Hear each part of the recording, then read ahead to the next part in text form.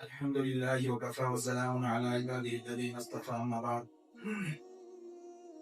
قال الله تبارك وتعالى في القرآن المجيد والفرقان الحميد: أعوذ بالله من الشيطان الرجيم. بسم الله الرحمن الرحيم. نحن قسمنا بينهم معيشتهم في الحياة الدنيا ورفعنا بعضهم فوق بعض درجات ليتخذ بعضهم بعضا سخريا. وقال النبي صلى الله عليه وسلم: أعطوا الأجير أجره قبل أن يجف عرقه، أو كما قال عليه الصلاة والسلام. اللهم صل على سيدنا محمد وعلى آل سيدنا محمد وبارك وسلم. معزز اور محترم بزرگان دین، نوجوان بھائیوں، دوستو، جیسا کہ آپ جانتے ہیں کہ آج مئی کی پہلی تاریخ ہے، ٹھیک ہے، اور آج کی تاریخ میں پوری دنیا بھر میں ایک مزدوروں کے نام پر ایک دن منایا جاتا ہے، لیبر ڈے یا مزدور ڈے، کچھ بھی آپ کہہ سکتے ہیں۔ ویسے تو ہمارے معاشرے میں جتنے بھی طبقات کے لوگ رہتے ہیں، چاہے وہ مزدور طبقہ ہو، چاہے پڑھا لکھا طبقہ ہو، چاہے کاروبار کرنے والا طبقہ ہو، آج آپ نظر دوڑائیں گے ہمارے معاشرے میں تو ہر طبقہ کچھ نہ کچھ مسائل سے دوچار ہے، کچھ نہ کچھ پریشانیوں میں وہ مبتلا ہے۔ لیکن اگر مزدوروں کا جو طبقہ ہے، لیبر لوگوں کا جو طبقہ ہے، اگر ان کے مسائل پر غور کیا جائے تو وہ کچھ زیادہ ہی پریشان۔ اور پھر یہ بھی حقیقت ہے کہ ہمارے معاشرے میں مزدوروں کو اور مزدوری کو اور جو محنت کے کام کاج ہوتے ہیں اور کام کاج کرنے والے لوگ ہوتے ہیں، ہمارے معاشرے میں اس طرح کے طبقے کو اور اس طرح کا کام اور کام کرنے والے کو حقیر اور کمتر سمجھا جاتا ہے، اور پھر ان مزدوروں کو اس طرح کا ان کا حق نہیں دیا جاتا جس طرح کے دینا چاہیے۔ لیکن مذہب اسلام نے جہاں عام انسانوں کے حقوق کے ادا کرنے کی بڑی تاکید دی ہے، تو وہیں پر مذہب اسلام نے مزدوروں کے بھی حقوق کو ادا کرنے کی بڑی تاکید دی ہے، ٹھیک ہے بھائی۔ چنانچہ دیکھو، اللہ تبارک و تعالیٰ نے اس کائنات اور اس دنیا کا جو نظام بنایا ہے وہ اس طرح ہے کہ ایک آدمی اپنے معاملات میں کسی نہ کسی طرح سے دوسرے آدمی کا محتاج ہوتا ہے اور ضرورت مند ہوتا ہے، ٹھیک ہے۔ کوئی آدمی ایسا نہیں ہو سکتا اور ایسا نہیں کہہ سکتا کہ بھائی میں اپنے پورے کام خود ہی کر لوں گا، بلکہ وہ اپنے کسی نہ کسی کام میں کسی دوسرے انسان کا ضرور بھی ضرور محتاج ہوتا ہے، ضرورت مند ہوتا ہے۔ اب ایک آدمی یہ کہے، ایک آدمی کا مثال کے طور پر سمجھ لیجیے آفس بھی ہو، اس کی کھیتی باڑی بھی ہو، اس کا کاروبار بھی ہو، اس کے بہت سارے کام ہو، تو وہ آدمی یہ نہیں کہہ سکتا کہ یار کھیتی باڑی بھی میں ہی کروں گا، آفس کا کام بھی میں ہی کروں گا اور بزنس کو میں ہی سنبھالوں گا۔ ایک آدمی ایسا ہرگز نہیں کہہ سکتا۔ کھیتی باڑی کے غلے بھی میں نکالوں گا، گھر کا کام کاج بھی میں ہی کروں گا، اور یہ جانوروں کو بھی میں ہی چراؤں گا اور آفس کو میں ہی جاؤں گا۔ تو ایک آدمی ایسے نہیں کر سکتا، بلکہ وہ اپنا ایک کام خود کرے گا، لیکن وہ اپنے دوسرے کاموں کے لیے دوسرے انسانوں کی مدد لینا اور دوسرے انسانوں کی مدد کا وہ ضرور محتاج ہوتا ہے، ٹھیک ہے بھائی۔ اب اگر کوئی انسان ایسا ہے جس کو اللہ نے بے شمار دولت سے نوازا ہے، دولت کی ریل پیل اس کے پاس ہے، اگر انسان اپنا کوئی گھر تعمیر کرنا چاہتا ہے، ٹھیک ہے، تو اب اس کو مزدوروں کی ضرورت ہوتی ہے۔ کیسے ضرورت ہوتی ہے؟ اب ایک انسان اپنا گھر بنانا چاہتا ہے، تعمیر کھڑی کرنی چاہتا ہے، تو پھر تعمیر کھڑی کرنے کے لیے، گھر بنانے کے لیے ظاہر سی بات ہے اس کو سامان کی ضرورت ہوتی ہے گھر بنانے کی۔ تو سامان لانے اور لے کے جانے کے لیے کس کی ضرورت ہوتی ہے بھائی؟ مزدور کی ضرورت ہوتی ہے، ظاہر سی بات ہے لیبر کی ضرورت ہوتی ہے۔ جب گھر بنانا ہوتا ہے تو گھر بنانے سے پہلے مستری اور مزدوروں کی ضرورت پڑتی ہے۔ جب گھر بن کر تیار ہو جاتا ہے، اب گھر میں کیا کرنا ہے؟ سامان شفٹ کرنا ہے، فٹ کرنا ہے، سامان لانا اور لے کر جانا ہے، یہاں بھی مزدوروں کی ضرورت پڑتی ہے، ظاہر سی بات ہے۔ اور پھر کسی وجہ سے جب گھر کو توڑ پھوڑ کی نوبت آتی ہے، گھر کی مرمت کرنے کی نوبت آتی ہے، تو یہاں بھی مزدوروں کی ضرورت پڑتی ہے۔ تو گویا کہ ہر جگہ محنت اور مزدور محنت کرنے کے لیے، گھر بنانے کے لیے، کام کاج کے لیے ایک انسان کو کس چیز کی ضرورت ہوتی ہے بھائی؟ جہاں بہت ساری چیزوں کی ضرورت ہوتی ہے وہاں اس کو بولو مزدور کی اور لیبر کی بھی ضرورت ہوتی ہے، ٹھیک ہے۔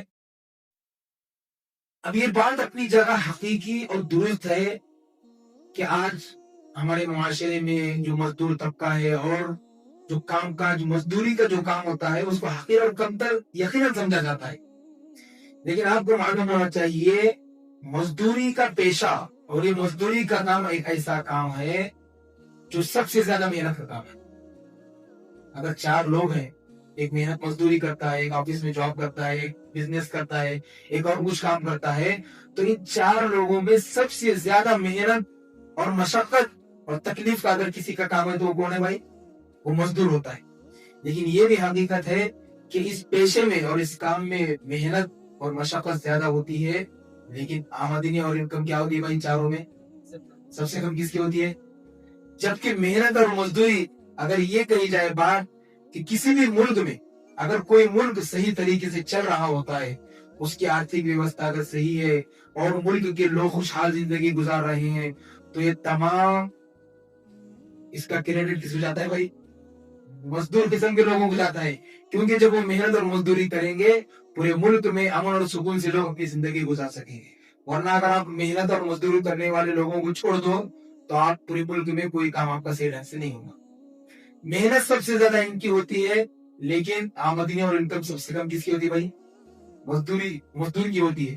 لیکن اس کے باوجود اس کام کو یعنی مزدوری کے کام کو اور اس پیشے کو غیر اہم اور غیر ضروری نہیں کہا جا سکتا، کیونکہ اسی پر ساری چیزیں ٹکی ہوئی ہیں۔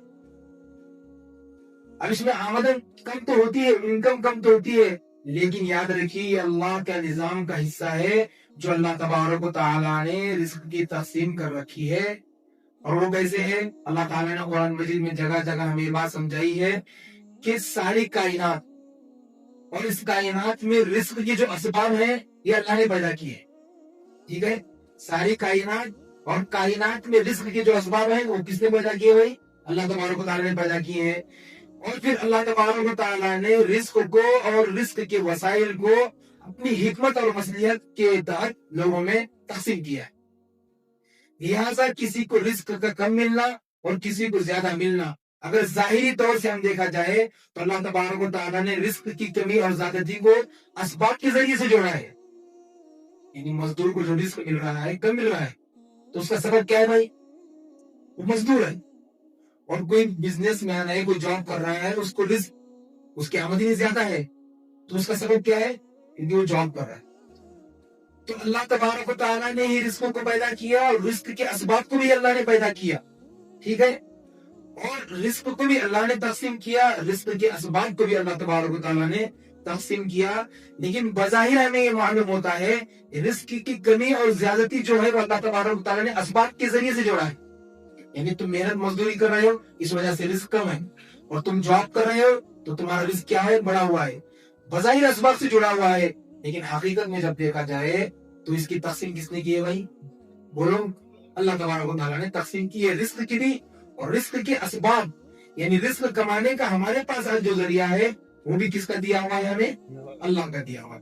چنانچہ اللہ رب العزت قرآن مجید میں ارشاد فرماتے ہیں اللہ یبسط الرزق لمن یشاء من عباده ویقدر له ان اللہ بكل شیء علیم۔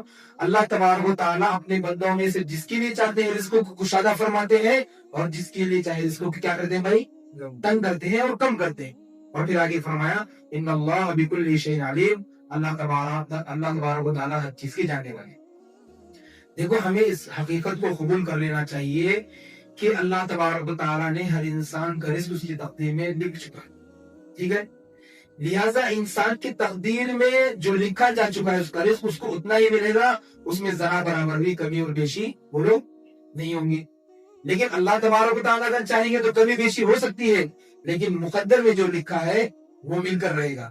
لہٰذا مسلمانوں کو اس بات کا حکم دیا گیا ہے کہ جب تمہارے مقدر میں جو چیز اور جو رزق لکھا ہوا ہے اتنا مل کر رہے گا تو پھر تمہیں حلال روزی روٹی کی طرف کرنا چاہیے، حرام کی طرف قدم اٹھانے کی ضرورت بولو بھائی نہیں ہے۔ چنانچہ حدیث پاک میں جناب نبی کریم صلی اللہ علیہ وسلم نے ارشاد فرمایا کہ اے لوگوں اللہ سے ڈرو اور صحیح طریقے سے مال، کیا فرمایا نبی نے؟ اللہ سے ڈرو اور صحیح طریقے سے مال کماؤ، کیونکہ انسان اپنا رزق پورا کیے بغیر اس دنیا سے بولو نہیں جاتا۔ تو جب یہ بات اٹل ہے اور حقیقت ہے اور یہ فیصلہ کن ہے تو پھر مسلمانوں کو چاہیے کہ وہ حلال روزی کی فکر کرنا چاہیے، حلال روزی کی ہی تلاش میں رہنا چاہیے، نہ کہ حرام کی طرف جانا چاہیے. ٹھیک ہے بھائی. اس کے بعد دیکھو مذہب اسلام نے کیا حکم دیا قرآن حدیث میں. مذہب اسلام نے رزق کے کمانے کے لیے انسانوں کو صاف طور پر اور کھلے طور پر حکم دیا ہے محنت کرنے کا. مذہب اسلام نے روکا نہیں ہے مال کمانے سے، دولت کمانے سے اور دنیا کمانے سے، بلکہ مذہب اسلام نے تو انسانوں کو مال کمانے کے لیے محنت کرنے کا کھلے طور پر حکم دیا ہے. اور کیا حکم دیا ہے؟ لیکن ایک شرط رکھنا ہے کہ طریقہ کیسا ہونا چاہیے؟ حلال اور پاکیزہ ہونا چاہیے. چنانچہ حدیث پاک میں آتا ہے جناب نبی کریم صلی اللہ علیہ وسلم نے ارشاد فرمایا طلب کسب الحلال فریضۃ بعد الفریضہ، کہ حلال کمائی کرنا، محنت اور مزدوری کر کے اپنا اور بھی بچوں کا پیٹ پالنا حلال طریقے سے، یہ ایک فرض کے بعد دوسرا فرض ہے.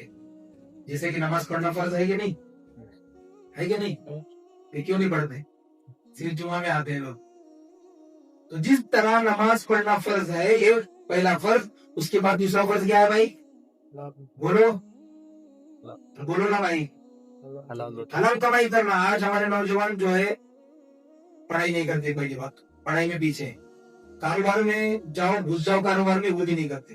ہمارے نوجوانوں کو صرف آرام چاہیے. تو نوجوان کتنے آج ایسے ماں باپ کی جان پر بیٹھ کر جو اپنی زندگی گزار رہے ہیں، ماں باپ بھی پریشان اور خود بھی پریشان. جبکہ حدیث پاک میں مذہب اسلام نے، رسول اللہ صلی اللہ علیہ وسلم نے ہمیں کھلے طور پر حکم دیا کہ حلال کمائی کرنا اور اس کے لیے محنت اور مشقت کرنا اور اپنا خون پسینہ بہانا، یہ ایک فرض کے بعد دوسرا سب سے بڑا فریضہ ہے. تو اس سے ہمیں پتہ چلتا ہے محنت مزدوری کرنا اور حلال کمانا ہے، یہ مذہب اسلام نے اس کی کتنی اہمیت دی. چنانچہ دیکھو آج ہم لوگ، جیسے میں نے شروع میں بتایا کہ مزدوری جو ہوتی ہے، محنت اور مشقت کر کے کمانا، اس کو ہمارے معاشرے میں کیا سمجھا جاتا ہے؟ حقیر اور کمتر اور مایوس سمجھا جاتا ہے. جبکہ مذہب اسلام نے محنت اور مزدوری کرنے والے شخص کو اور محنت اور مزدوری کو جو مقام دیا ہے، اس کا آپ اندازہ نہیں لگا سکتے. چنانچہ حدیث پاک میں آتا ہے جناب نبی کریم صلی اللہ علیہ وسلم نے فرمایا کوئی آدمی اپنی ہاتھ کی کمائی سے عمدہ کمائی نہیں کرتا. سمجھے نا؟ جیسے میں نے شروع میں بتایا 3 لوگ ہیں، ایک جاب کر رہا ہے، ایک کاروبار کر رہا ہے اور ایک محنت مزدوری کر رہا ہے. تو نبی کی اس حدیث فرمان کا مطلب یہ ہے کہ تم میں سے کوئی آدمی اپنی ہاتھ کی کمائی ہوئی روٹی سے زیادہ کوئی عمدہ روٹی اور رزق نہیں کماتا. مطلب 3 لوگ ہیں، جاب کر رہا ہے، کاروبار کر رہا ہے، ایک محنت اور مزدوری کر رہا ہے اپنے ہاتھ سے.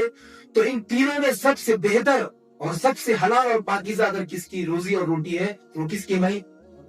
مزدور کی ہے، کیونکہ وہ محنت لگی ہے، وہ مشقت اس میں لگی ہے. اسی طرح سے حدیث پاک میں جناب نبی کریم صلی اللہ علیہ وسلم نے فرمایا کوئی آدمی اس سے بہتر کھانا نہیں کھاتا جو اپنے ہاتھ کی کمائی سے کھاتا ہے. کس سے کھاتا ہے؟ اپنے ہاتھ کی کمائی سے کھاتا ہے. پھر نبی کریم صلی اللہ علیہ وسلم فرمانے لگے اللہ کے نبی داؤد علیہ السلام بھی اپنی ہاتھ کی کمائی سے اپنے ہاتھ سے کماتے تھے اور اسی کمائی سے کھایا کرتے. کون؟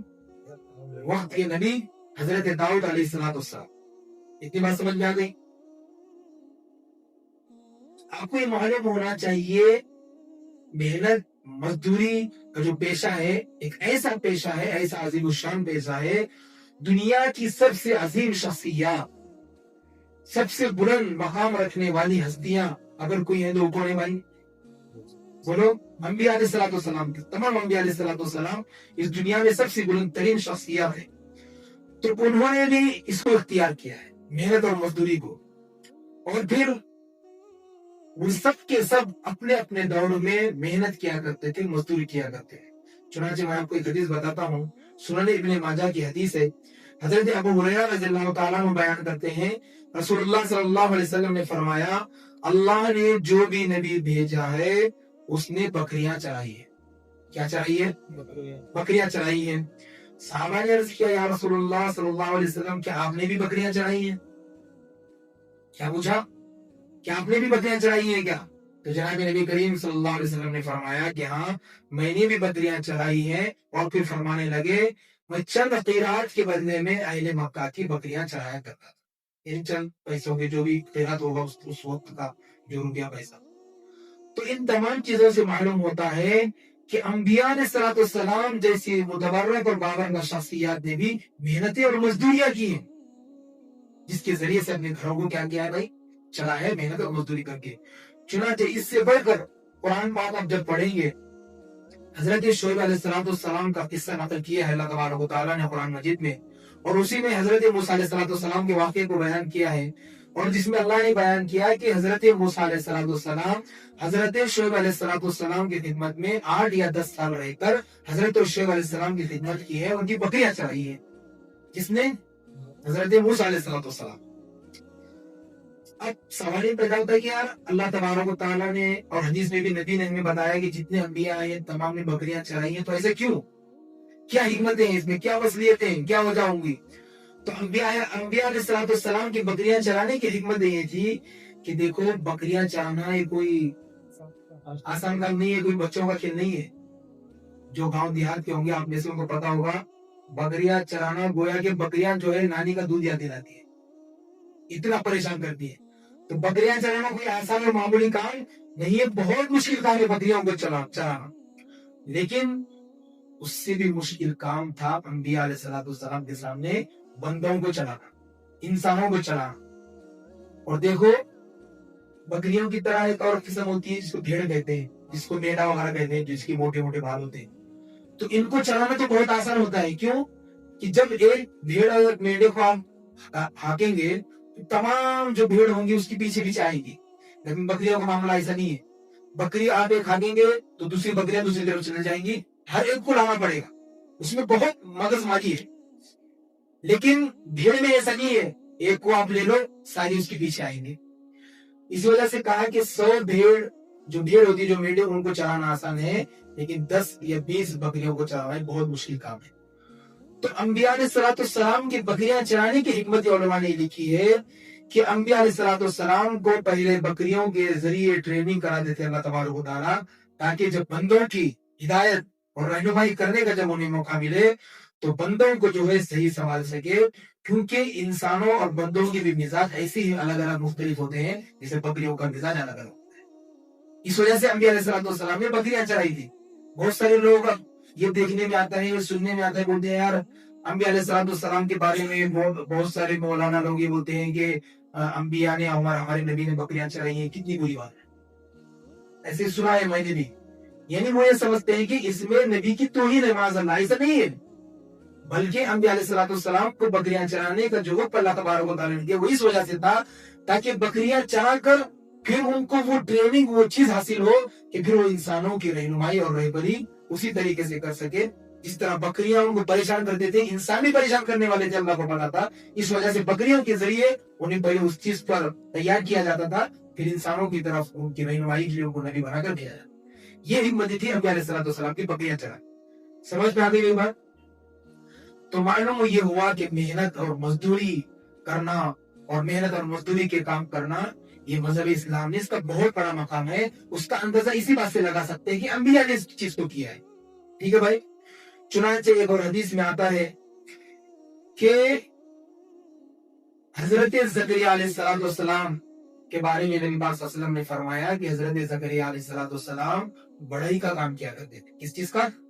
بڑھئی مطلب نہیں، وہ جو لکڑیاں ہوتا ہے نا، کارپینٹر۔ ہاں کارپینٹر آپ کی زبان میں، انگریز ہیں آپ لوگ، تو بڑھئی کا کام، کارپینٹر کا کام کیا کرتے۔ کون؟ حضرت زکریا علیہ السلام۔ تو اس سے پتہ چلتا ہے کہ محنت اور مزدوری مذہب اسلام نے اس کی بڑی تاکید دی ہے، اس کو بڑا مقام دیا ہے۔ اور پھر اس سے بڑھ کر جناب سیدنا صدیق اکبر رضی اللہ تعالیٰ عنہ جو خلیفہ بنے، تو جس دن آپ خلیفہ بنے اس کے دوسرے دن فوراً دیکھا گیا آپ کو جناب صدیق اکبر رضی اللہ تعالیٰ عنہ کو آپ اپنے سر پر جو ہے ایک کپڑوں کا گٹا لیے ہوئے ہیں اور بازار میں فروخت کرنے کے لیے جا رہے ہیں۔ حضرت سیدنا صدیق اکبر خود اپنے ہاتھ سے کپڑا بنتے تھے اور خود ہی اس کو بیچا کرتے تھے، بلکہ یہاں تک لکھا ہے، آج اس میں بات ملتی ہے، حضرت سیدنا صدیق اکبر کے کپڑے کی فیکٹریاں تھی 4 تو خود گٹا لیے اور بازار میں فروخت کرنے کے لیے جا رہے ہیں۔ کب؟ جب مسلمانوں کی کیا بنے؟ امیر بنے، خلیفہ بنے۔ راستے سے گزر رہے تھے، راستے میں سیدنا حضرت عمر فاروق رضی اللہ تعالیٰ عنہ کی ملاقات ہوئی۔ حضرت عمر فاروق رضی اللہ تعالیٰ عنہ سے کرنے لگے کہ حضرت کہاں جا رہے؟ تو کہنے لگے کہ بازار جا رہا ہوں کپڑے بیچنے کے لیے, کاروبار کرنے کے لیے. تو حضرت عمر فاروق رضی اللہ تعالیٰ عنہ فرمانے لگے اگر آپ بازار جاؤ گے کپڑے بیچنے کے لیے اور کاروبار کرنے کے لیے تو پھر امت کے مسائل کون دیکھے گا؟ حکمرانی اور مسلمانوں کے مسائل کون حل کرے گا؟ اور کسی ملک کا کوئی سفیر آئے گا, کوئی بات چیت کرنے والا آئے گا, تو اس سفیر سے بات کون کرے گا؟ تو حضرت سیدنا ابو بکر صدیق رضی اللہ تعالیٰ فرمانے لگے اگر میں بازار نہیں جاؤں گا تو پھر رات میں میرے بیوی بچوں کو کھانا کون کھلائے گا؟ ٹھیک ہے. تو حضرت عمر فاروق رضی اللہ تعالیٰ فرمانے لگے کچھ نہ کچھ راستہ ضرور نکالیں گے. اور یہ کہ حضرت عمر فاروق رضی اللہ تعالیٰ عنہ چند بڑے بڑے صحابہ کو لیے اور مشورہ کرنے لگے. تو کیا کرنا چاہیے کہ امیر المؤمنین اگر اپنا کاروبار کرنے کے لیے, محنت اور مزدوری کرنے کے لیے بازار جاتے ہیں تو حکومت کے کام کون سنبھالے گا؟ وقت کے خلیفہ ہیں اور یہ وقت خلافت کا کام کریں گے, مسلمانوں کی دیکھ ریکھ مسائل حل کریں گے, تو پھر ان کے گھر کے مسائل اور اخراجات کو کون حل کرے گا؟ یہ انہوں نے مدعا رکھا, مسئلہ رکھا. تو صحابہ میں سے حضرت علی رضی اللہ تعالیٰ عنہ نے مشورہ دیا کہ جب خلیفۃ المسلمین سیدنا صدیق اکبر رضی اللہ تعالیٰ عنہ امت کے اور مسلمانوں کے کام انجام دے رہے ہیں تو پھر انہیں مسلمانوں کے خزانے اور بیت المال سے ان کے معاوضہ اور ان کی مزدوری طے کر لینا چاہیے. پھر اس طرح حضرت ابوبکر صدیق رضی اللہ تعالیٰ عنہ کو وہاں سے ہٹا کر پھر ان کو حکومت کے کام سنبھالنے کا موقع دیا گیا اور وہ سنبھالنے لگے اور انہیں بیت المال سے ان کا معاوضہ اور ان کی تنخواہ طے کی گئی. تو ان تمام واقعات سے پتہ کیا لگتا ہے بھائی؟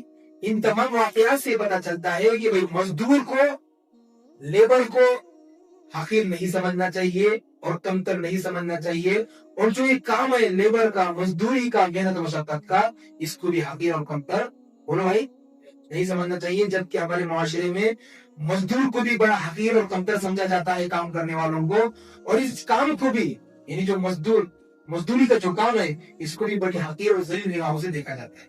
جبکہ انبیاء علیہ السلام نے یہ کام کیا ہے, خلفاء راشدین نے اس کام کو کیا ہے, اور قرآن حدیث میں اس کی بڑی فضیلتیں اس کی آئی ہیں. لہٰذا ہمیں چاہیے کہ اس کام کو جو ہے حقیر نہ سمجھے, نہ ان کے کام کرنے والوں کو حقیر سمجھے. ٹھیک ہے بھائی. ابھی بہت ساری باتیں ہیں اور کتنا بڑا مقام ہے ایک مزدور کا مذہب اسلام نے. میں ایک واقعہ بتاتا ہوں. حضرت ابو مسعود انصاری رضی اللہ تعالیٰ عنہ ایک صحابی ہے. وہ فرماتے ہیں کہ ایک دفعہ ان کی ایک نوکرانی تھی, ایک لومڑی, وہ بکریاں چرا رہی تھی اور وہ غفلت میں تھی, وہ بے پرواہ چرا رہی تھی. تو فرمانے لگے کہ بھیڑیا آیا اور بکری لے جائے, بکری کو کھا گیا. تو اس کو ڈانٹنے لگے اور ڈانٹتے ہوئے کہنے لگے تو بے پرواہی اور لاپرواہی میں تھی, لہٰذا ایک بکری کو گھیڑیا نے کھا دیا. اور یہ کہہ کر اس کو ایک زوردار تماچا مارا. حضرت ابو مسعود انصاری صحابی ہے بہت بڑے. تو جیسے ہی اس کو مارا تو جناب نبی کریم صلی اللہ علیہ وسلم نے اس کو دیکھا اور فوراً آواز آئی کہ تم سے طاقتور بھی کوئی ہے تمہارے اوپر جو تمہیں دیکھ رہا ہے. یہ آواز آئی حضرت ابو مسعود انصاری رضی اللہ تعالیٰ عنہ کو, اور یہ فرماتے ہیں کہ جیسے ہی میں نے پیچھے دیکھا یہ کہنے والے کوئی اور نہیں تھے بلکہ جناب نبی کریم صلی اللہ علیہ وسلم تھے. اور پھر فرمانے لگے کہ نیچے والے پر ظلم کرتے ہو, یہ بھی سوچنا چاہیے کہ میرے اوپر بھی کوئی ہے. آپ ذرا غور کیجئے کہ اس حدیث میں انہوں نے تھپڑ کس کو مارا تھا؟ نوکرانی کو, جو ان کی غلام تھی, جو مزدوری کر رہی تھی. دوسری چیز کیا وہ بے قصور تھی, قصوروار تھی, اس کی غلطی تھی. اور غلطی کیا تھی اس کی کہ اس نے توجہ نہیں تھی اور اس کی بے توجہی سے بھیڑیا آیا اور بکری اس کی لے کر گیا. تو حضور پاک صلی اللہ علیہ وسلم پھر بھی کہے ہیں کہ تم نے کیوں مارا؟ تو حضور پاک صلی اللہ علیہ وسلم نے جب حضرت ابو مسعود انصاری رضی اللہ تعالیٰ عنہ کو ڈانٹا تو حضرت ابو مسعود انصاری رضی اللہ تعالیٰ عنہ فوراً فرمانے لگے کہ یا رسول اللہ صلی اللہ علیہ وسلم, میں آپ کو گواہ بنا کر کہتا ہوں کہ میں نے اپنی غلام جو لونڈی جو مادی تھی, جو نوکرانی تھی, اس کو میں نے اللہ کے لیے آزاد کر دی. اس کے بعد نبی نے کیا فرمایا, وہ اصل بات ہے سننے کی. اس کے بعد جناب نبی کریم صلی اللہ علیہ وسلم نے فرمایا اگر تم اس کو آزاد نہ کرتے تو آگ تمہیں لپیٹ لیتی. کیا کرتی؟ آگ تمہیں لپیٹ لیتی. اور اس تھپڑ کا بدلہ یہی تھا کہ تم اس کو آزاد کر دو. اب ذرا اندازہ کیجئے, تھپڑ بنا غلطی کے نہیں مارا گیا, مارنے والے بھی بہت بڑے صحابی ہے اور بنا وجہ کے بھی نہیں مارا گیا. اس کے باوجود جناب نبی کریم صلی اللہ علیہ وسلم فرما رہے ہیں اگر تم اس کو آزاد نہ کرتے تو آگ تمہیں لپیٹ لیتی, یعنی تمہیں سزا دی جاتی. اب ذرا اندازہ کیجئے مذہب اسلام نے, جناب نبی کریم صلی اللہ علیہ وسلم نے مزدوروں کو یہ مقام دیا ہے مذہب اسلام نے. آپ اندازہ لگائیے دنیا میں کوئی ایسا مذہب ہے کیا؟ ورنہ تو آج دنیا میں مذہب اسلام کے علاوہ ماننے والے لوگ ایسے ہیں جو مزدوروں کو، لیبروں کو پیر کی جوتی کی نوک بنا کر رکھتے ہیں. لیکن مذہب اسلام نے انسانوں کا جو حقوق دیا ہے مزدوروں کو، وہ مذہب اسلام کے آنے کے بعد مزدوروں کو انسانوں والا حقوق ملا ہے. ورنہ اسلام سے آنے سے پہلے مزدوروں کی جو اہمیت تھی وہ ٹوٹی پھوٹی کوڑی کے برابر ملی تھی. اس لیے مذہب اسلام نے انسانوں کے بڑے حقوق بیان کیے ہیں. بہرحال یہ 1 مئی کو جو عالمی دن منایا جاتا ہے، مزدور ڈے منایا جاتا ہے، آخر یہ کیوں کیا جاتا ہے؟ کیا اس کا پس منظر ہے؟ کیا بیک گراؤنڈ ہے؟ چنانچہ مختصر میں سنیے کہ 1 مئی 1986 کو امریکہ کے شکاگو جو شہر جو سٹی ہے، وہاں پر لیبروں کا ایک طبقہ، مزدوروں کا ایک طبقہ جو ہے ایک پرامن اور شانتی پورن احتجاج کرنے لگا، ایک جلوس نکالنے لگا. کس بات پر؟ اس دور میں مزدوروں سے 18-20 گھنٹے محنت اور مزدوری کا کام لیا جاتا. کتنے گھنٹے؟ 18 سے 20 گھنٹے لیا جاتا. تو مزدوروں نے امن طریقے سے اور ہاتھ میں وائٹ جھنڈا لے کر، یہ نشانی ہوتی ہے پرامن طریقے سے ایک جلوس نکالنے کی. تو انہوں نے اس طرح سے ایک مارچ نکالا، ایک جلوس نکالا کہ بھئی ہمیں 18 اور 16 گھنٹے اور 20 گھنٹے کام کرنے کی بجائے ہم سے صرف 8 گھنٹے کام لیا جائے. ٹھیک ہے. لیکن اس طور پر اس زمانے میں جو وہاں حکومت تھی، وہ ایسی حکومت تھی جو ملک میں عام طور پہ ایسے ہی ہوتا ہے آج بھی، اور اس دور میں ہوا کرتا تھا کہ ملک میں جو حکومتیں ہوتی ہیں عام طور پہ ملک میں جو سرمایہ دار قسم کے جو لوگ ہوتے ہیں، جو بڑے بڑے بزنس مین ہوتے ہیں، جو بڑے بڑے کاروباری لوگ ہوتے ہیں، حکومت ان کی پشت پناہی کرتی ہے. جیسا کہ آپ کو پتہ ہی ہے آج بھی کرتے کہ نہیں کرتے ہیں. آپ کو پتہ نہیں ہے شاید، کوئی بات نہیں، پتہ نہیں، بہت اچھی بات ہے. تو آج بھی حکومت یہ کرتے ہیں کہ ملک میں جو بڑی پارٹی ہے، کسان لوگ، مزدور لوگ، وہ مر جائیں. مزدور لوگ گئے تیل لینے، ان سے اس کی کوئی پرواہ نہیں. لیکن ملک میں جو بڑے لوگ ہیں، جو بزنس مین، ان کو سپورٹ کرتی ہے حکومتیں، آج بھی کرتی ہے، پہلے بھی کرتی تھی. تو اسی طرح کی حکومت تھی امریکہ میں. تو انہوں نے جلوس نکالا مزدوروں نے. تو اس ٹیم کی حکومت جو ہے وہ بڑے بڑے کاروبار لوگوں کی پشت پناہی کرتی تھی، ان کو سپورٹ کرتی تھی. لہٰذا اسی نتیجے میں انہوں نے کیا کیا، ان مزدوروں پر گولی چلائی. کیا چلائی؟ جس کے نتیجے میں بے شمار مزدور مر گئے، اور اس امریکہ کی شکاگو میں جو ہے مزدوروں کی خون کی ندیاں بہہ گئی. یہ معاملہ ہوا 1 مئی 1986 کو. پھر اس کے بعد سے دنیا بھر میں 1 تاریخ جب آتی ہے مئی کی، اس 1 تاریخ کو مزدوروں کے نام پر جو ہے لیبر ڈے اور عالمی دن مزدوروں کے نام پر کیا کیا جاتا ہے بھائی؟ منایا جاتا ہے، چھٹی بھی منائی جاتی ہے. لیکن افسوس کی بات کیا پتا ہے؟ اس میں تعجب بھی ہے، ہنسنے والی بھی بات ہے، اور افسوس آنے والی بات ہے. افسوس کی اور تعجب کی اور ہنسی کی بات یہ ہے کہ 1 مئی کو جن کے نام پر مزدور ڈے منایا جاتا ہے، لیبر ڈے منایا جاتا ہے 1 تاریخ کو مئی کی، اور جن کے نام پر چھٹی منائی جاتی ہے، بدقسمتی سے اور افسوس سے کہ ان کو چھٹی نہیں ہوتی آج.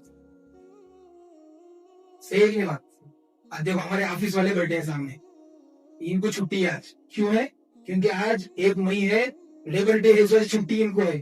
لیکن ان کے آفس میں جو مزدور قسم کے جو لوگ ہوتے ہیں، جھاڑنے والے، چپراسی، اور جو گیٹ پر بیٹھنے والے، ان کو چھٹی نہیں رہتی، ان کو جھک مار کے آنا پڑتا ہے. تو کتنی تعجب کی بات ہے اور ہنسی آنے والی بات ہے، جن مزدوروں کے نام پر آج پوری دنیا میں چھٹی منائی جاتی ہے اور چھٹی دی جاتی ہے آفیسوں کو اور اسکولوں کو بھی، انہی مزدوروں کو آج چھٹی بولو نہیں دی جاتی. اور اگر انہوں نے چھٹی لی بھی تو پھر ان کی اس دن کی مزدوری نہیں دی جاتی. کتنی سمجھ میں آنے والی بات نہیں ہے. اس لیے دیکھو مزدوروں کے جو جائز حقوق ہیں ان کو دلانے کے لیے ایک دن منانا یا ایک دن چھٹی منانا یہ بیوقوفوں والی بات ہے. اصل یہ ہے کہ مزدوروں کا ان کا حقوق دلایا جائے، اور مزدوروں کے حقوق کو دلانا اور مزدوروں کے حقوق کے دلانے کی اور مزدوروں کے حقوق کے حفاظت کا جو سب سے بڑا ذمہ دار ہے، جو سب سے زیادہ اس کی اہمیت اور تاکید کرتا ہے، وہ مذہب اسلام. لہٰذا مزدوروں کے حقوق کو دلانے کے لیے اور مزدوروں کے حقوق کی اہمیت کو سمجھنے کے لیے ہمیں اسلامی تعلیمات کو سمجھنے کی ضرورت ہے.